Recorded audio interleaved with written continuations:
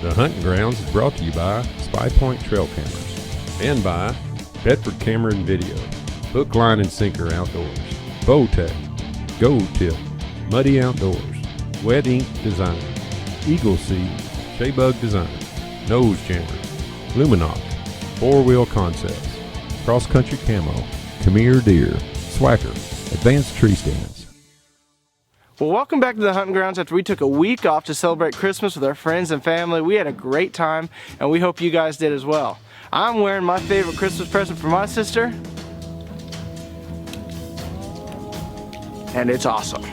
Well, enough with that. Like I told you guys, when we got back, we were going to go back to north central Arkansas, bring you guys on the hunt with me, where a few weeks ago I had a frustrating hunt. Temperatures were in the 70s. Where finally on the last day, 20 minutes before dark, I saw a glimpse of a buck. I saw him for no more than 3 seconds. Had time to turn on one camera. As I turned on the other camera and looked back up, he was gone.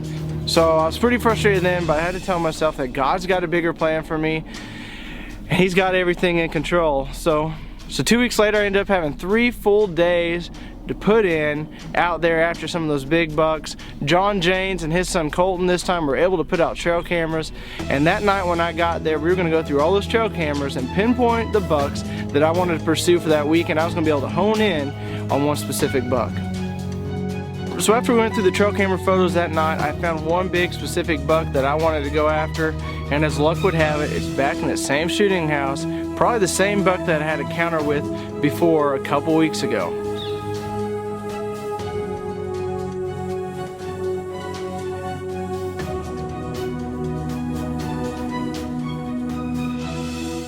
When things started to slow down that morning, I got up, stretched, went to the back of the shooting house and looked out, and I'm talking a long ways off, 800 yards or more, I saw a monster buck.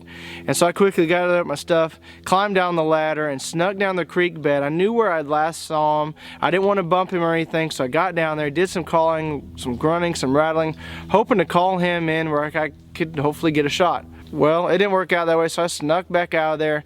I wasn't going to put any pressure on the woods that I was watching because I knew I had my bucks in there. So I went ahead and went back up to the house to get ready for that evening's hunt. Got a little vibration coming.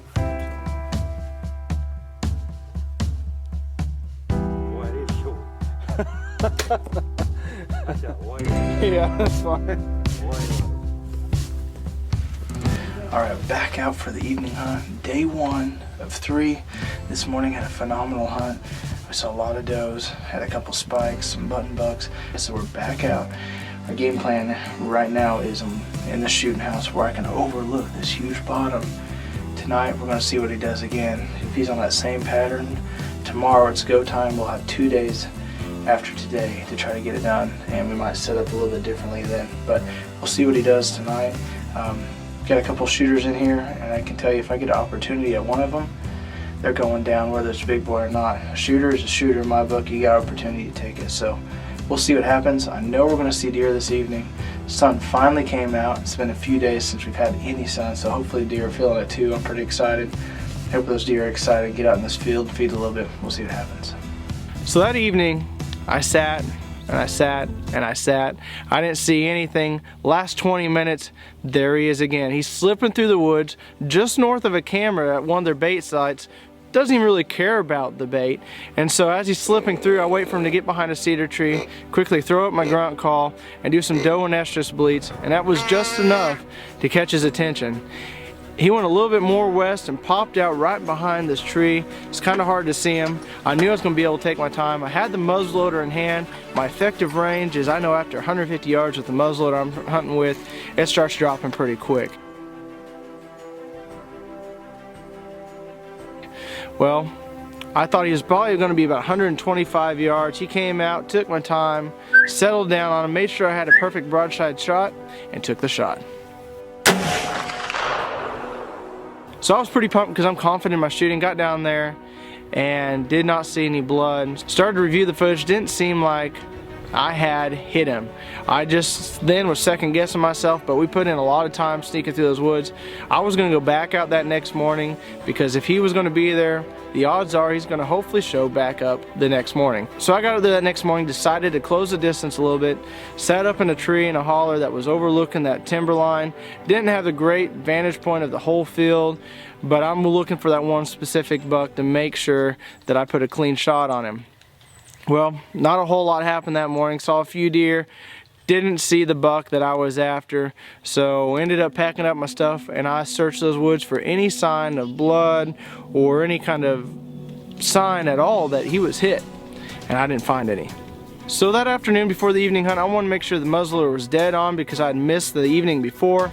Colton and I went out there, fired a few shots down range. I was getting pretty frustrated because I couldn't get it sighted in just like I wanted to, and I bring a lot of extra shots with me on trips like this, but when you go through a lot of shots, making sure it's sighted in and you only get down to a few shots, it does add some stress to the hunt that's coming up because you know you've only got a few shots to make an ethical, clean kill on that animal. So that evening I decided I was going to do it my way. I was going to get up close and personal. I was going to put the cross-country camo and nose jammer to the test and get within 50 yards where these deer had been coming out to feed. So I made a makeshift ground blind that evening in the cedar tree, got set up, got real comfortable. The wind was pretty good, still blowing into the portion of the woods where I knew the deer were possibly going to be coming out, but I had faith that nose jammer was going to cover me up.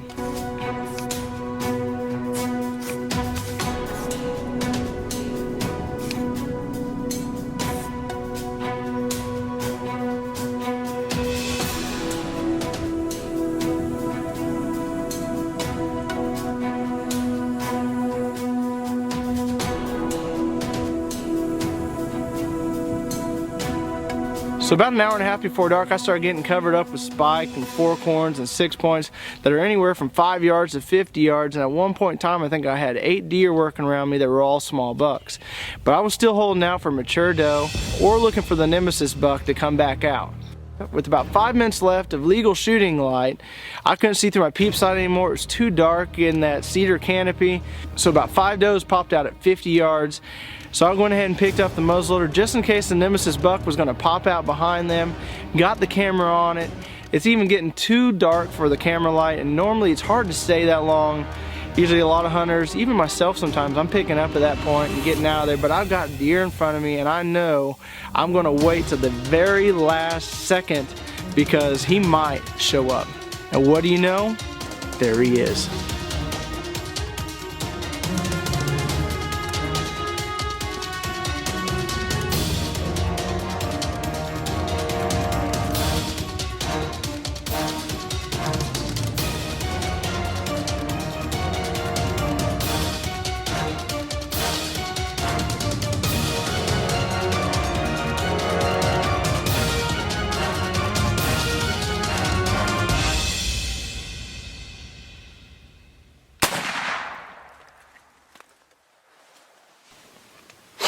Alright, so I don't know if you can see me or if you can see me way too much, but anyway, just shot a buck.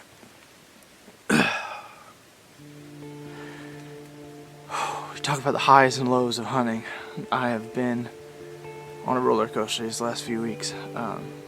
Even today, yesterday shot at a good buck, just misjudged it, and with a muzzleloader, and it was a little too far.